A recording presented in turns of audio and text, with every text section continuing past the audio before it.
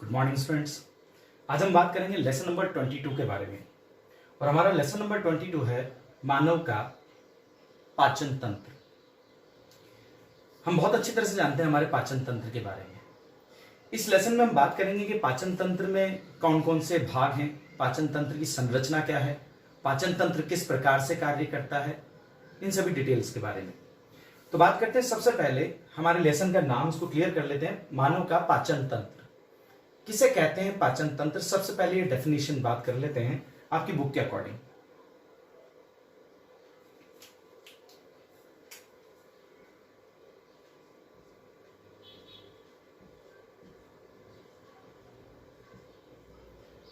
पाचन तंत्र, मानव में मौजूद पाचन तंत्र एक ऐसा तंत्र है जिसमें भोजन का एंजाइमिक जल अपघटन द्वारा उसे सरल और अवशोषण योग्य पदार्थ में बदला जाता है।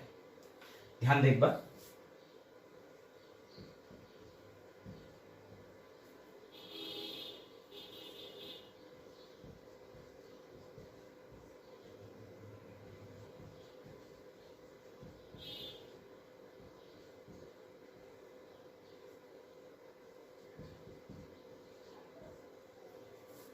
वापस देखें। पाचन तंत्र एक ऐसा तंत्र है जिसमें भोजन को एंजाइमिक जल अपघटन द्वारा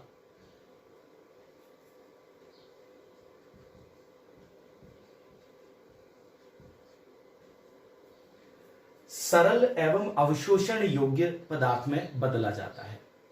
याद रहेगा, एक ऐसा तंत्र जो भोजन को एंजाइमिक जल अपघटन की क्रिया द्वारा सरल एवं अवशोषण योग्य पदार्थ में बदल दे, ऐसा तंत्र कहलाता है हमारा पाचन तंत्र। आगे बात करें पाचन तंत्र की संरचना के बारे में, तो पाचन तंत्र किन किन घटकों से मिलकर बना होता है, यहीं पर बात कर लेते हैं। पाचन तंत्र के दो प्रमुख भाग हैं। सबसे पहला महत्वपूर्ण भाग है आहार नाल, एलिमेंट्री कैनाल, और दूसरा महत्वपूर्ण भाग है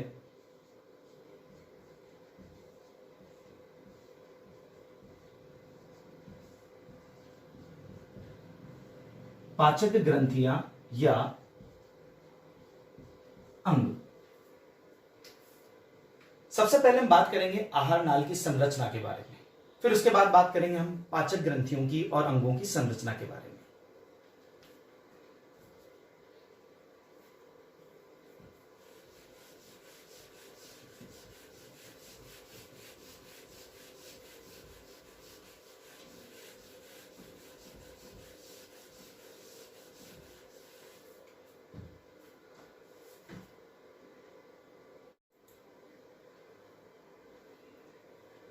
आहार नाल की संरचना के बारे में बात करने से पहले आहार नाल की कुछ विशेषताओं के बारे में हम बात कर लेते हैं। जैसे आहार नाल हमारे मुख से प्रारंभ होकर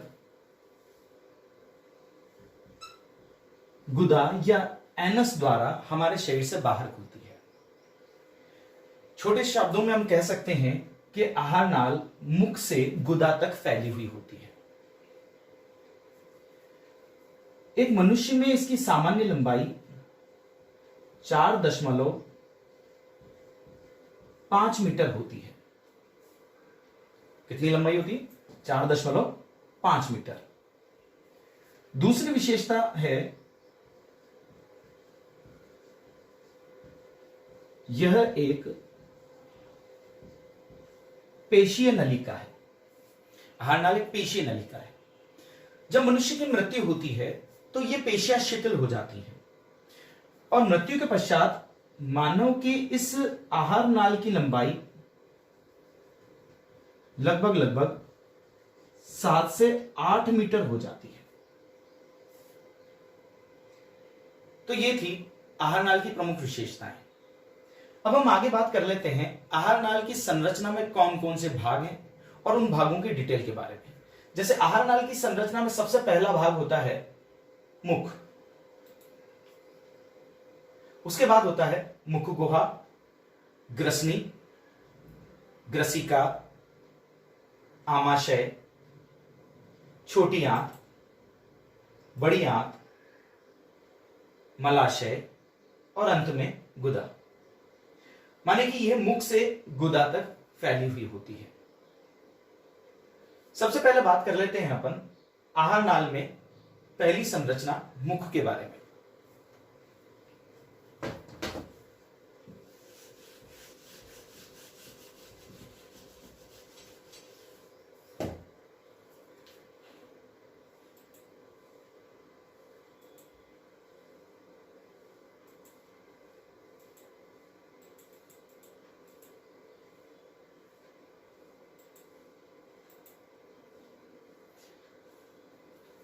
मनुष्य में जो मुख होता है वो दो ओष्ठों से घिरा एक छिद्र होता है। दो ओष्ठ माने होठ। वहीं से आहार नाल की शुरुआत होती है। आहार नाल मुख से होता हुआ मुख गुहा में खुलती है। मुख गुहा आगे चलकर एक पतली लंबी नलिका में खुलती है जिसे कहा जाता है ग्रसिका या ग्रासनाल। ये ग्रसिका या ग्रासनाल भोजन को मुख गुहा से एक थैली समान संरचना तक ले जाती है जिसे स्टोमक या आमाशय कहा जाता है। आमाशय में ये आहार नाल थोड़ी सी बड़ी थैली समान हो जाती है। उसके बाद पुनः एक पतली लंबी नलिकाकार संरचना में बदल जाती है जिसे कहा जाता है छोटी आंत। आपको दिखाई दे रही है छोटी आंत। फिर ये छोटी आंत अत्यंत लंबी होती है और कुंडलित भाग होता है। पतली होती है, लंबी होती है, कुंडलित होती है, जो आगे जाकर बड़ी आंत में खुलती है।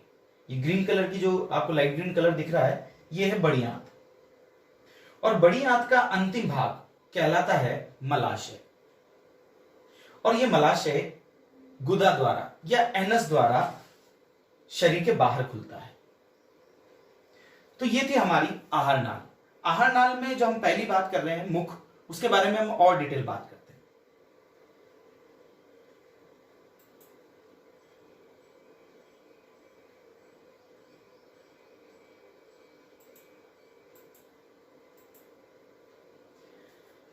यह है मनुष्य का मुख। मुख दो ओष्ठों से घिरा होता है। पहला ओष्ठ ये निचला ओष्ठ और दूसरा ओष्ठ ये ऊपरी ओष्ठ। क्लियर? आगे बात करें। मुख जो ओपनिंग है वो पीछे की ओर मुख गुहा में खुलती है। यहां आप मुख गुहा का पूरा भाग देख सकते हैं। जो मुख गुहा है उस मुख गुहा के ऊपरी भाग में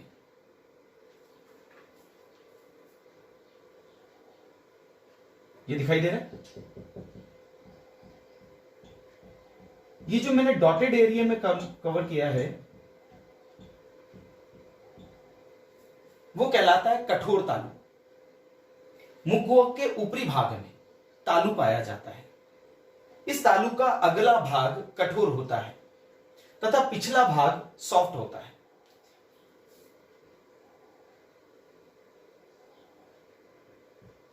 ये जो लाइनी एरिया है ये कोमल तालु कहलाता है।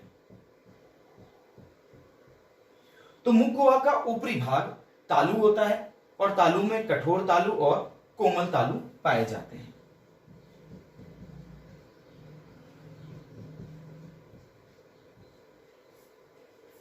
क्लियर?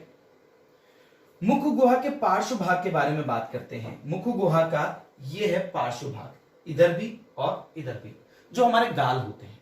माने कि मुख गुहा के पार्श्व में गाल उपस्थित होते हैं। अब बात करते हैं मुख गुहा के निचले भाग की ओर। और मुख गुहा के निचले भाग में पेशीय जिह्वा पाई जाती है, जीभ जिसे कहते हैं। क्लियर? और दांत पाए जाते हैं। जो मनुष्य की जीभ है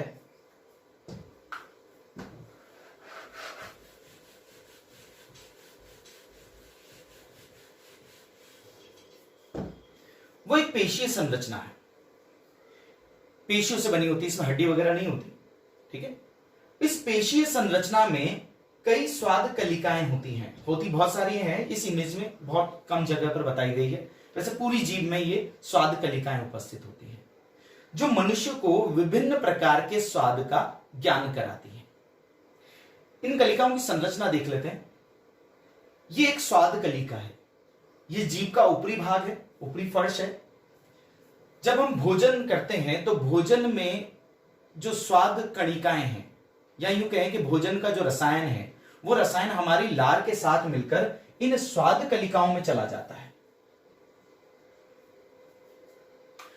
ये स्वाद कलिकाएं अलग अलग प्रकार के स्वाद पर अलग अलग प्रकार से उद्दीपित होती हैं और इनके उद्दीपन की सूचना तंत्रिकाओं के माध्यम से मस्तिष्क तक पहुंच जाती है और मस्तिष्क को उस स्वाद का ज्ञान हो जाता है। आगे बात करते हैं।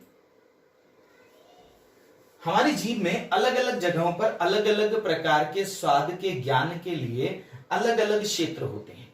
जैसे हमारा जो अगला भाग है जीभ का, वो मीठे को की संवेदना को ग्रहण करता है।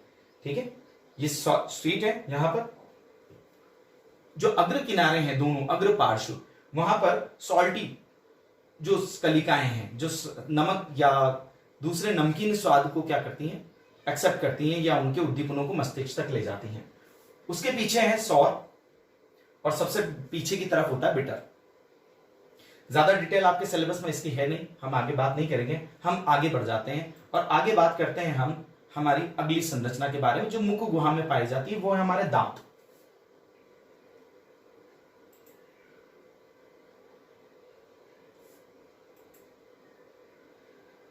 जो हमारे दांत होते हैं, हमने पिछली इमेज में देखा कि दांत हमारे ऊपरी जबड़े और निचले जबड़े दोनों में पाए जाते हैं। मनुष्य में पाए जाने वाले दांतों की कई विशेषताएं होती हैं। इनमें पहली विशेषता होती है कि मनुष्य के दांत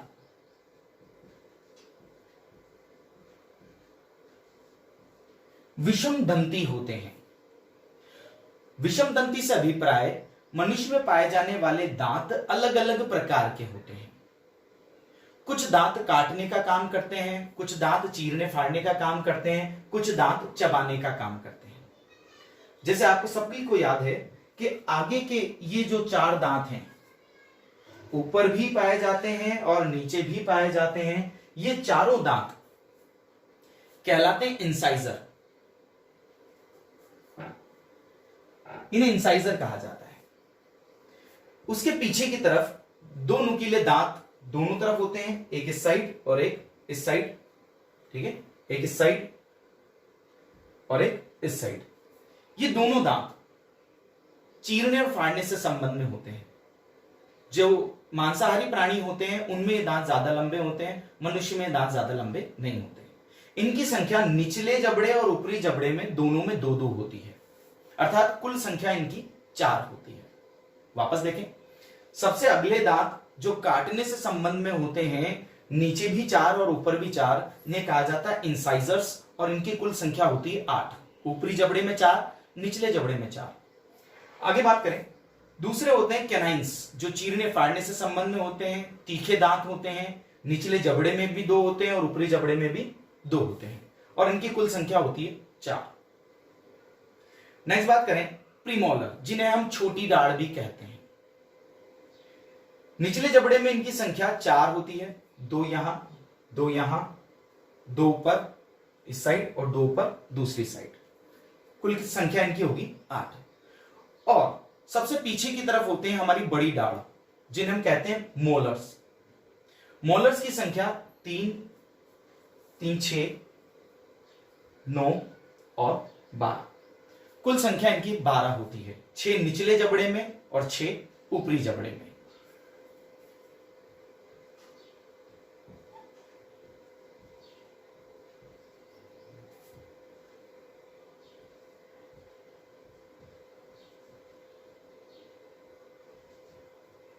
इस प्रकार से मनुष्य के इन्हीं दांतों के संबंध में एक और विशेषता के बारे में बात कर लेते हैं, मानव के दंत सूत्र के बारे में। दंत सूत्र को समझने के लिए हम बात करते हैं कि जैसे दांत निचले जबड़े में हमारे पास उपस्थित होते हैं, वैसे ही दांत हमारे ऊपरी जबड़े में उपस्थित होते हैं। माने कि जब हम इसके बारे में बात कर रहे होते हैं, इनकी संरचना के बारे में बात कर रहे होते हैं, तो हम इसकी संरचना के बारे में बात करने की जरूरत नहीं होगी। ठीक है, तो हम बात कर लेते हैं हमारे एक ही जबड़े के बारे में। और हमारे एक जबड़े में इंसाइजर है 4, कैनाइंस हैं 2, प्रीमोलर्स हैं 4 और मोलर्स हैं 6। नेक्स्ट बात करें,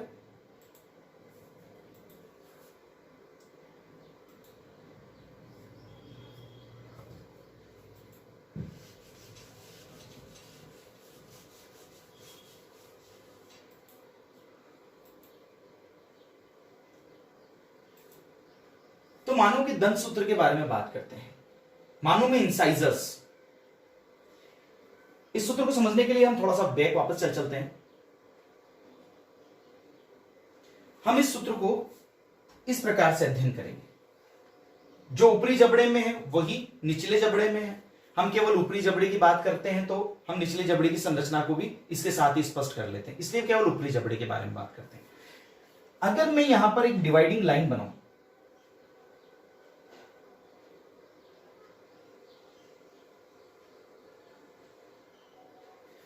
तो जैसे दांत इस साइड पर हैं ऊपरी जबड़े में, वैसे ही दांत इस साइड पर भी हैं ऊपरी जबड़े में।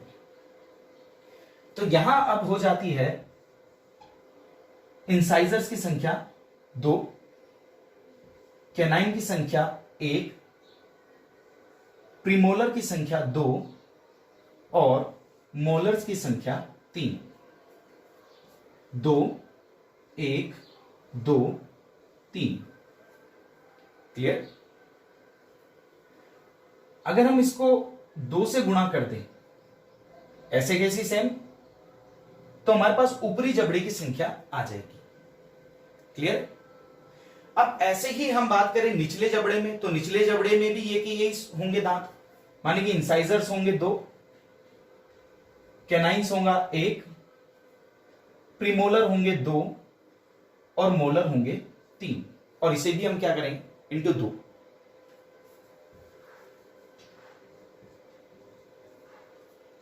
क्लियर? इसे हम डायग्राम में बात कर लेते हैं।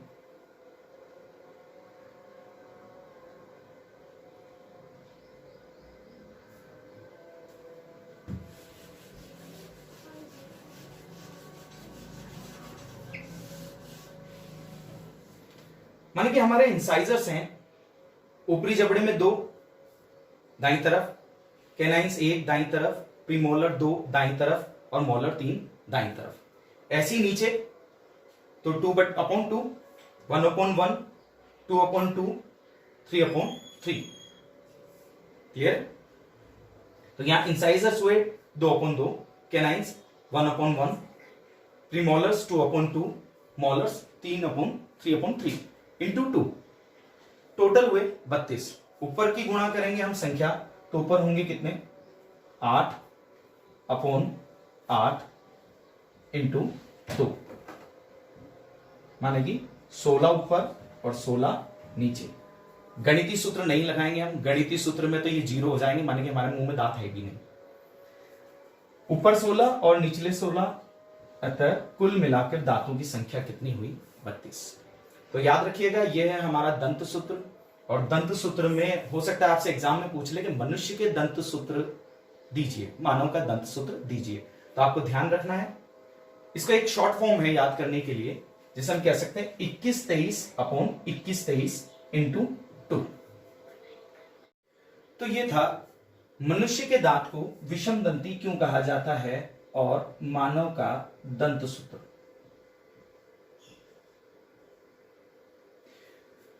दांतों को की एक और विशेषता कि दांतों को कहा जाता है द्विबार दंती। मनुष्य को में के दांतों को द्विबार दंती क्यों कहा जाता है? मनुष्य के मुंह में 2 बार दांतों के आने की अवस्था द्विबार दंती कहलाती है। माने कि मनुष्य के मुंह में 2 बार दांत आते हैं। कौन कौन से? एक दांत होता है जो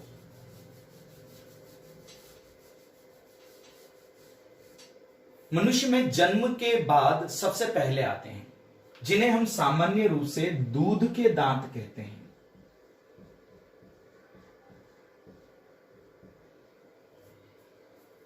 इन दूध के दांतों की जो संख्या होती है वो होती है 20। और जब दूध के दांत टूट जाते हैं या नष्ट हो जाते हैं, इन्हें अस्थायी दांत भी कहा जाता है, क्योंकि 7 से 8 वर्ष की आयु में ये दांत टूट जाते हैं। फिर उसके बाद आते हैं दूसरे दांत, जिन्हें कहा जाता है नहीं स्थायी दांत। वो बोलचाल की भाषा में कहते हैं इसे पत्थर के दांत, ये स्थायी दांत कहलाते हैं। और स्थायी दांतों की संख्या होती है मनुष्य में 32। शिशु अवस्था में जो प्रीमोलर्स हैं, अग्र चवर्णक, वो नहीं पाए जाते, वो एब्सेंट होते हैं। क्लियर? नेक्स्ट बात करें। अगली बात करते हैं मानव के दांत की एक और विशेषता, और वो है गर्तदंती। मानव के दांतों को विषमदंती दांत कहा जाता है, या यूं कहें कि मानव के दांत विषमदंती होते हैं, द्विबार दंती होते हैं और गर्तदंती होते हैं। मनुष्य के जो दांत हैं वो दांत हमारे जबड़े की अस्थियों में धसे हुए होते हैं। आप देख पा रहे हैं, ये हमारे मसूड़े हैं, और ये जो आपको एरिया दिख रहा है, ये सब, ये वाला पार्ट, सेम पार्ट, ये पूरा का पूरा हमारे दांतों के जबड़ों की अस्थियां हैं, या यूं कहें कि जबड़ों की अस्थियां हैं, ये सारा पार्ट। मैं इसको डॉटेड कर देता हूं ताकि और ज्यादा क्लियर होगा।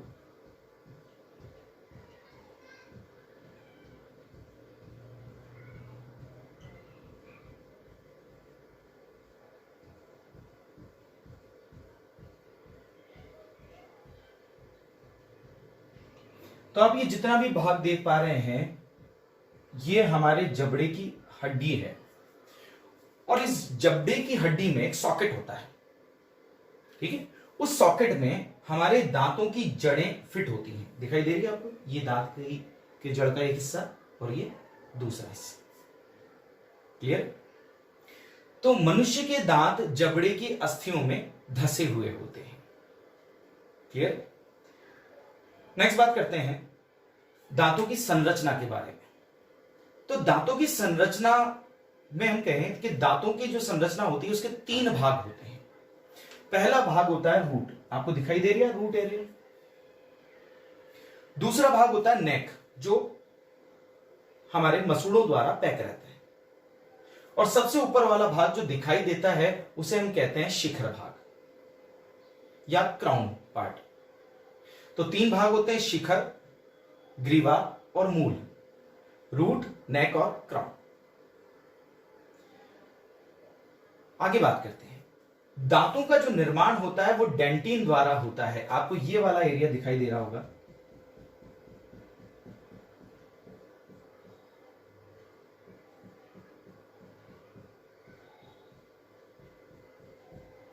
जो मैंने ब्लैक लाइन से कवर किया है, ये वाला भाग कहलाता है डेंटिन, और इस डेंटिन के द्वारा ही दांत का निर्माण हो जाता है। डेंटिन जो पदार्थ है उसका निर्माण करती हैं दंत कोशिकाएं। ये दंत कोशिकाएं उपस्थित होती हैं मज्जा वाले भाग में। डेंटिन के नीचे वाला जो आपको रेड एरिया दिखाई दे रहा है, ये रेड एरिया मज्जा क्षेत्र है, और इस मज्जा क्षेत्र में पाई जाती हैं दंत कोशिका,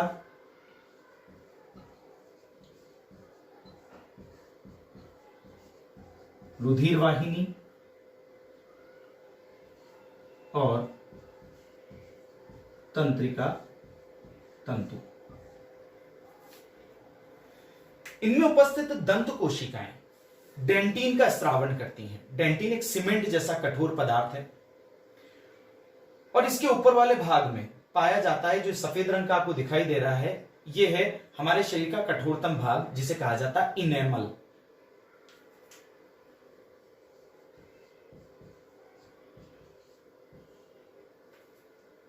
और सबसे नीचे की तरफ ये वाला भाग कहलाता है मूल भाग। इस मूल भाग में एक छिद्र उपस्थित होता है जिसे शीर्ष छिद्र भी कहते हैं।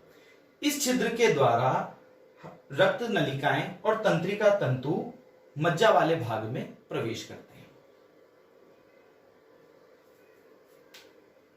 एक दूसरा डायग्राम और देख लेते हैं हम।